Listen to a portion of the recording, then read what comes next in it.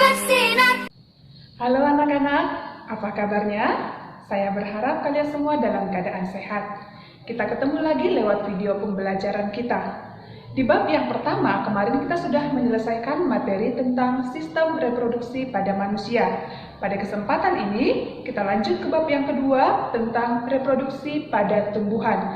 Dan secara khusus kita bahas untuk kali ini adalah tentang reproduksi vegetatif pada tumbuhan. Mari simak video berikut dengan baik. Perkembangbiakan vegetatif pada tumbuhan dapat terjadi secara alami maupun buatan. Yang pertama, perkembangbiakan vegetatif alami dapat terjadi dengan yang pertama tunas, contohnya pada bambu dan pisang.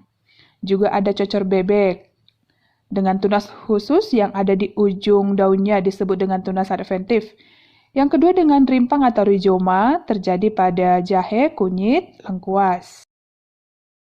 Yang ketiga ada geragi atau stolon, yaitu cabang batang dengan ruas panjang yang melengkung. Contohnya pada pegagan, stroberi, dan rumput teki. Umbi lapis dapat terjadi pada gladiol, lili, dan bawang. Yang berikut umbi akar, contohnya pada wortel dan dahlia. Kemudian dengan umbi batang, ini terjadi pada kentang. Jadi ingat, kentang bukan dengan umbi akar ya, tapi umbi batang. Nah, itu tadi secara alami, sekarang secara buatan. Yang pertama dengan cangkok, yaitu mengupas floem dan juga kambiumnya. Nanti ditutupin dengan tanah sehingga terbentuk akar yang baru. Contohnya pada mangga. Kemudian stek batang ini sering saya lakukan ketika saya masih kecil, yaitu dengan memotong batang tanaman singkong, kemudian ditancapkan di tanah sehingga tumbuh menjadi individu yang baru. Stek akar, ini contohnya pada sukun, cemara, kesemek.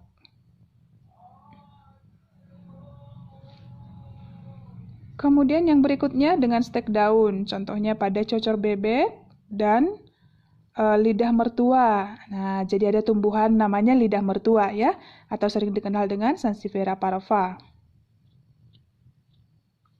Dengan merunduk, contohnya pada alamanda dan juga apel. Menyambung, ini contohnya mangga kueni disambung dengan mangga mana lagi.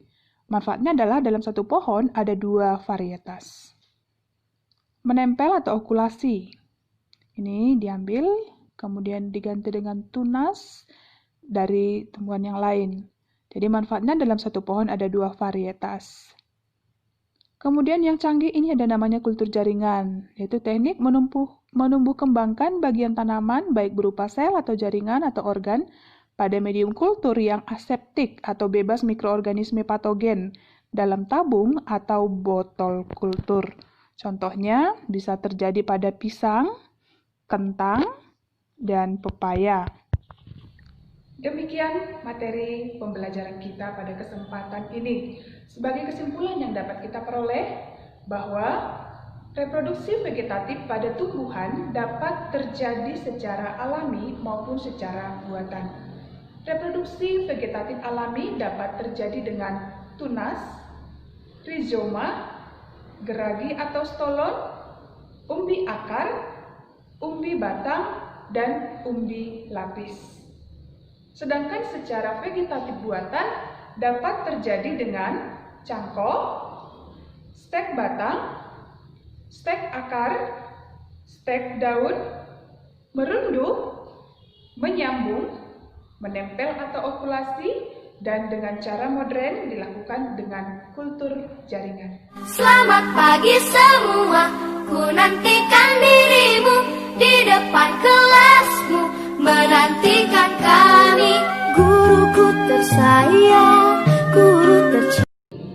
Halo semuanya, semangat pagi dan salam sehat untuk kita semua. Lewat video pembelajaran ini kita bertemu lagi untuk mengupas materi-materi pembelajaran kita.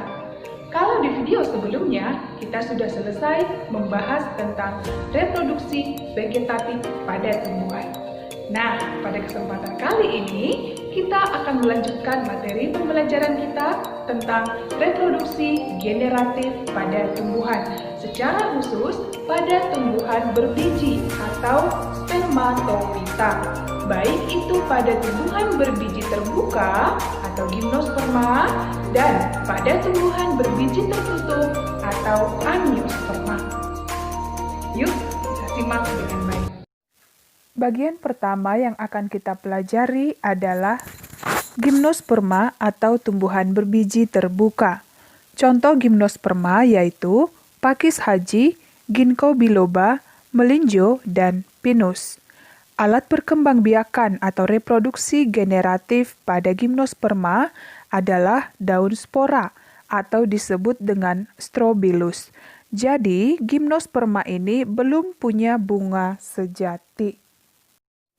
Pada tumbuhan berbiji terbuka atau gimnosperma, pembuahan hanya berlangsung 1 kali, maka dikatakan pembuahan tunggal. Gimnosperma belum memiliki bunga yang sesungguhnya, hanya memiliki strobilus atau konus jantan dan konus betina. Konus jantan akan bertumbuh dan berkembang sehingga pada akhirnya nanti dia akan menghasilkan polen. Sedangkan konus betina akan bertumbuh dan berkembang dan pada bagian sisi konus betina akan menghasilkan sel telur. Selanjutnya, pertemuan antara sel telur dengan sel sperma dalam tabung polen akan menghasilkan biji dengan embrio. Selanjutnya, biji dengan embrio akan berkembang menjadi biji pinus, dan biji pinus menjadi pinus muda, selanjutnya pinus muda menjadi pinus dewasa. Yang kedua adalah tumbuhan berbiji tertutup atau disebut dengan angiosperma. Dikatakan dia berbiji tertutup karena bijinya itu dilindungi oleh bakal buah. Alat reproduksi generatif pada tumbuhan berbiji tertutup adalah bunga. Jadi sudah merupakan bunga yang sejati. Yang berikutnya adalah bagian-bagian bunga. Yang termasuk bagian-bagian bunga adalah mahkota. Ini yang warnanya lebih mencolok, biasanya berfungsi untuk menarik perhatian serangga. Kemudian ada bagian kepala sari dan benang sari. Bagian ini berfungsi untuk menghasilkan gamet jantan. Kemudian kepala putik, tangkai putik. Ini berfungsi untuk menghasilkan gamet betina. Kemudian ini ada bakal biji, ada kelopak, kemudian tangkai bunga dan dasar bunga. Pada angiosperma atau tumbuhan berbiji terbuka, terjadi pembuahan ganda. Jadi ada 2 kali pembuahan yang diawali dari makrosporogenesis dan mikrosporogenesis. Di dalam ovarium kita menemukan ovulum atau bakal biji yang terdapat di dalamnya satu sel induk megaspora yang bersifat diploid. Sel induk megaspora ini akan mengalami pembelahan meiosis yang menghasilkan 4 sel anak yang bersifat haploid. 3 sel anak akan mengalami degenerasi dan 1 yang fungsional kemudian akan berkembang. Inti selnya akan mengalami pembelahan secara berturut-turut sebanyak 3 kali. Nah, kita perhatikan. Ini ada 3 kali pembelahan yang pada akhirnya menghasilkan 8 inti sel yang haploid. Nah, kemudian ke-8 inti sel ini mengalami perubahan formasi. 3 inti sel yang paling atas ini disebut dengan antipoda.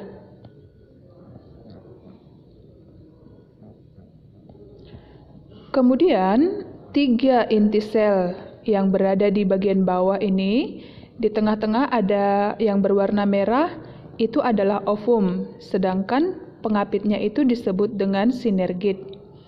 2 yang di tengah itu adalah inti kandung lembaga sekunder. Nah, kita lanjutkan sekarang dengan mikrosporogenesis yang terjadi pada serbuk sari. Nah, serbuk sari yang matang itu sudah memiliki 2 inti, yaitu inti sel hasil karyokinesis yang pertama. Inti sel yang putih ini adalah inti vegetatif, sedangkan yang merah adalah inti generatif. Dengan berbagai media, serbuk sari yang matang akan sampai pada stigma atau kepala putik. Jika dibantu oleh angin disebut dengan anemogami. Nah, selanjutnya inti vegetatif akan membuat bulu serbuk sari menuju ruang kandung lembaga. Sementara inti generatif akan ikut di belakangnya dan mengalami pembelahan sepanjang jalan. Jadi yang di depan disebut sebagai inti generatif 1 dan yang kedua disebut inti generatif kedua. Inti vegetatif sampai di ruang bakal biji akan mengalami degenerasi.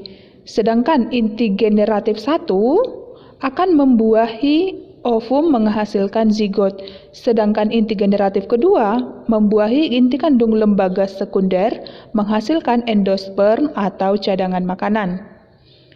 Nah, cadangan makanan ini akan digunakan oleh embrio untuk bertahan hidup selama belum menemukan tempat yang kondusif untuk bertumbuh dan berkembang. Nah, demikian tadi penjelasan tentang materi kita, reproduksi generatif pada tumbuhan. Nah, bagaimana bisakah kalian pahami dengan baik? Sebagai kesimpulan yang dapat kita ambil dari materi kita hari ini adalah yang pertama, untuk tumbuhan berbiji terbuka atau gimnosperma. Pada tumbuhan berbiji terbuka atau gimnosperma, pembuahan hanya terjadi sekali. Jadi disebut dia dengan pembuahan tunggal. Pada tumbuhan gimnosperma ada namanya strobilus jantan dan strobilus betina. Strobilus jantan akan mengalami pembelahan sel sehingga menghasilkan spermatozoid. Dan strobilus betina akan mengalami pembelahan sel sehingga menghasilkan ovum. Pertemuan antara ovum dengan spermatozoid ini akan menghasilkan zigot. Zigot kemudian akan berkembang menjadi embrio dan embrio akan berkembang menjadi biji. Itu dia untuk tumbuhan berbiji terbuka atau gimnosperma. Pada angiosperma atau berbiji tertutup, pembuahan berlangsung 2 kali, maka dikatakan dia pembuahan ganda. Pada angiosperma, di bagian sarinya terdapat mikrospora. Ini nanti yang akan mengalami pembelahan sel, ya, sehingga menghasilkan inti vegetatif, inti generatif pertama, dan inti generatif yang kedua. Sedangkan pada bagian bakal biji, terdapat megaspora yang akan mengalami pembelahan sel, ya, sehingga nanti di dalam kantung embrionya terdapat sel telur atau ovum dan inti kandung lembaga sekunder. Jadi yang mana yang disebut sebagai pembuahan ganda? Yang pertama, inti generatif pertama akan membuahi ovum atau sel telur sehingga menghasilkan zigot. Yang kedua, inti generatif kedua akan membuahi inti kandung lembaga sekunder sehingga menghasilkan endosperm. Itu dia untuk pembuahan pada tumbuhan berbiji tertutup atau angiosperma.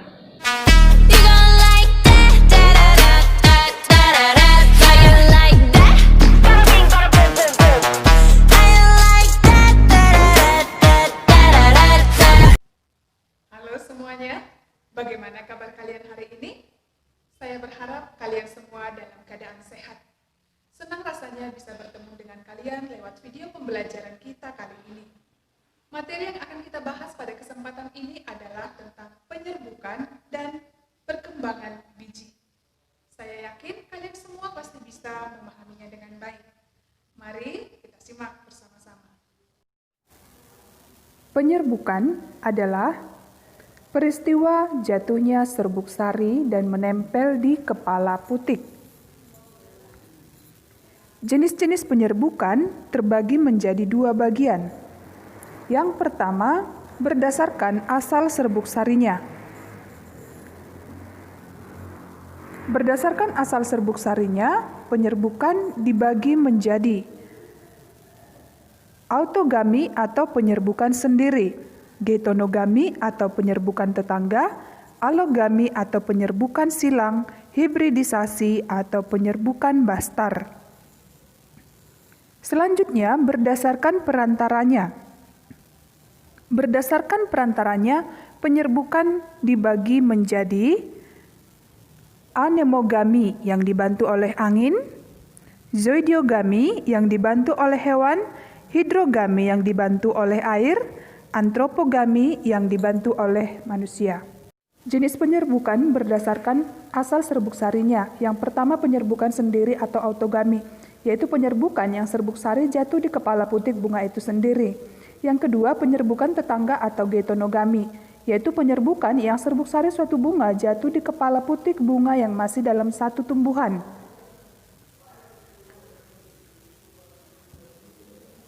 Yang ketiga, penyerbukan silang atau alogami, yaitu penyerbukan yang serbuk sari suatu bunga jatuh di kepala bunga putik yang berbeda, tetapi masih dalam satu jenis.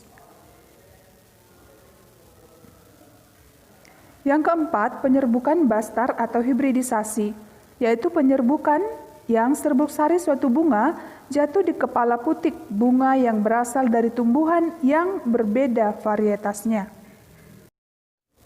Jenis penyerbukan berdasarkan perantaranya. Yang pertama anemogami, yaitu penyerbukan yang terjadi karena bantuan angin. Ciri-ciri tumbuhan yang penyerbukannya dibantu oleh angin adalah: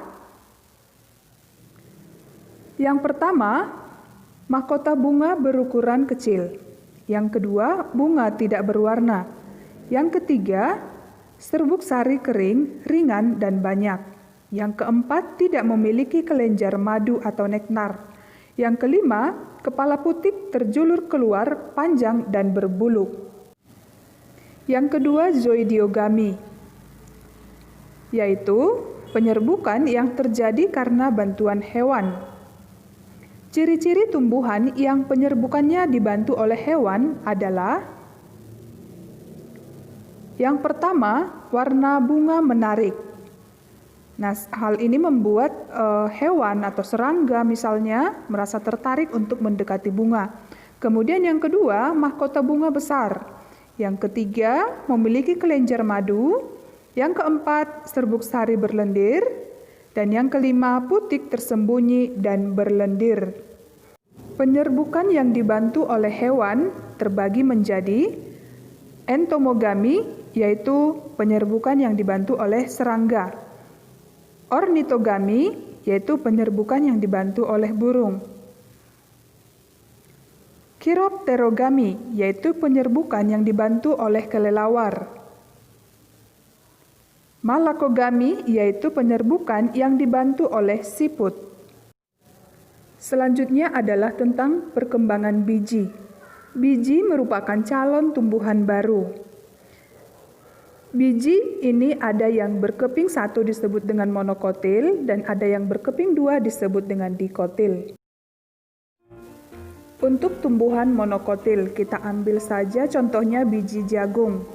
Bagian-bagian biji jagung yang pertama ada coleorrhiza, yaitu penyelubung embrio akar. Kemudian plumula, ini calon daun. Coleoptil, yaitu bagian ujung daun. Endosperma, cadangan makanan. Kotiledon, disebut juga daun lembaga. Dan radicula, ini adalah calon akar.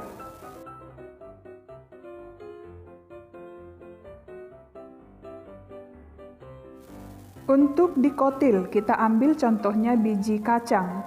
Bagian-bagian biji kacang yaitu radicula atau calon akar, plumula, calon daun, epikotil, yaitu bagian sumbu embrionik di atas kotiledon.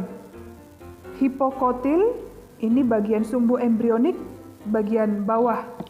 Jika kita mencoba Kemudian untuk memahami gambar kotiledon ini atau bahwa daun lembaga. pada gambar ini terlihat adanya perubahan dari biji hingga menjadi tanaman kecil. Jadi dapat kita katakan bahwa perkecambahan adalah perubahan atau munculnya plantula atau tanaman kecil dari bagian biji. Pada proses perkecambahan, biji yang belum berkecambah itu disebut sebagai fase istirahat atau fase dormansi. Selanjutnya, air akan masuk ke dalam biji yang dikenal dengan istilah imbibisi, sehingga embrio yang terdapat di dalam biji akan mengalami pembesaran. Setelah air masuk ke dalam embrio, maka si embrio akan mengeluarkan hormon yang disebut giberelin dan memberikan sinyal kepada lapisan halus yang disebut dengan aleron. Giberelin juga di sini berfungsi mengubah protein menjadi asam amino.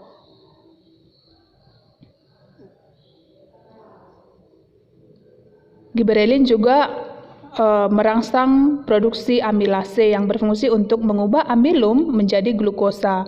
Maka terjadilah proses metabolisme di dalam biji, sehingga menyebabkan terjadinya perkecambahan.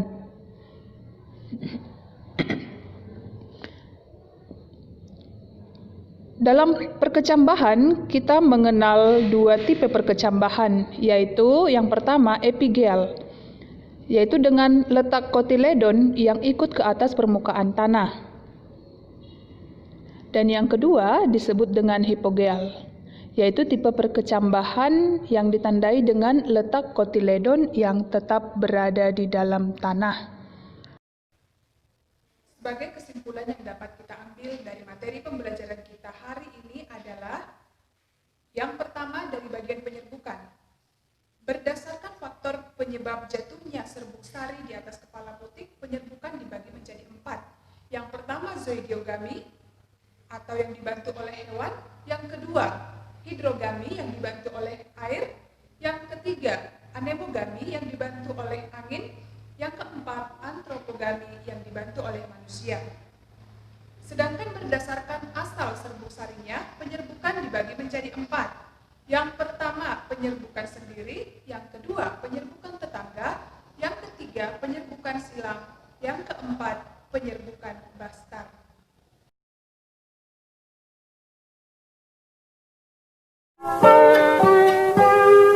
Pagiku cerahku, matahari bersinar, ku gendong tas merahku di pundak. Semangat pagi, salam sehat untuk kita semua. Senang rasanya bisa bertemu dengan kalian lewat video pembelajaran kita kali ini bersama saya Agnesia Pandiangan. Materi yang akan kita bahas pada video pembelajaran kita kali ini adalah tentang metagenesis, baik itu pada tumbuhan lumut maupun pada tumbuhan paku. Seperti apa itu metagenesis pada tumbuhan lumut maupun tumbuhan paku?